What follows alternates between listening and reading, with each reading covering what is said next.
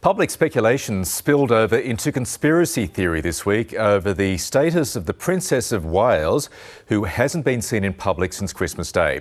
It reached fever pitch after William, Prince of Wales, dropped out of a major event early this week, quoting a personal matter. The Prince attended an event overnight during which he delivered a joint message from the couple about the rise of anti-Semitism. Lots to discuss, so let's bring in royal correspondent and editor-at-large at the Australian Women's Weekly, Juliet Reardon. Good morning to you, Juliet. Let's go to William's comments overnight first, but also an interesting intervention he's made, speaking up a lot more about the situation in Gaza. What's he had to say?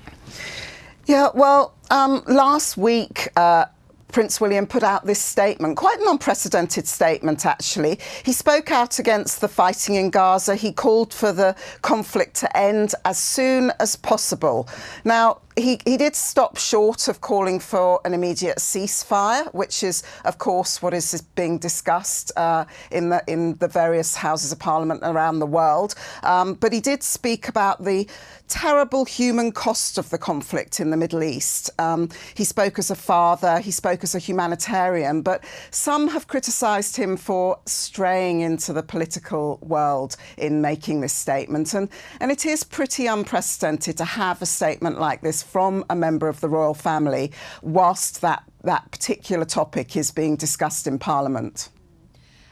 To the Princess now, and there has been some speculation online, I mean a lot of it quite wild, but it has moved the palace to sort of quell some of that, some of those rumours, a lot of it driven by media outlets in Spain. Just take us through this, because it's also, I suppose, been fuelled by the Prince of Wales last week pulling out of an engagement for a personal matter. What has the palace had to say on this? Of course, the Princess of Wales recovering after abdominal surgery at the moment.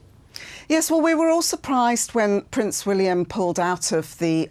It was a memorial service for his godfather, the late King Constantine of Greece. So it was a big deal for the royal family, a big family occasion. William was expected to read at that memorial service. It was on Tuesday in the UK, and he pulled out just 45 minutes before it was due to start, quoting this personal matter. Kensington Palace was quick to say that the Princess of Wales was continuing to do well in her recovery, and that the decision had nothing to do with the King's health. But of course, it's fuelled all of this speculation, and it's you know, we have been told not to speculate. We have been told by Kensington Palace that they will update us if there is anything to update us with. Otherwise, we will see the Princess of Wales after Easter when her recovery is complete.